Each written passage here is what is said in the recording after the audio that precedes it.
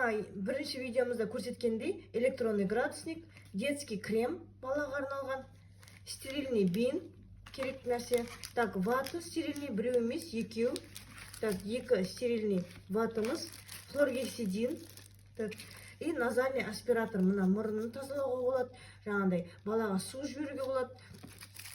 Және де градусник судың жаңа жылылығын, ыстылығын тексеруге арналған.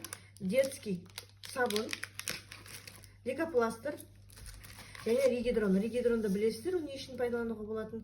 Бала отравление болып қалғанда, іші өткен кезде пайдаланатын дәрілік зат. Және мегафарманікі бұл аптечка. Мына ішінде не зат бар екен, қалай пайдалануға болады екен, бәрі жазылған. Және де мынандай ішінде баланы қалай емізу керек екен кітапша кішкентай. Сау болыңыздар.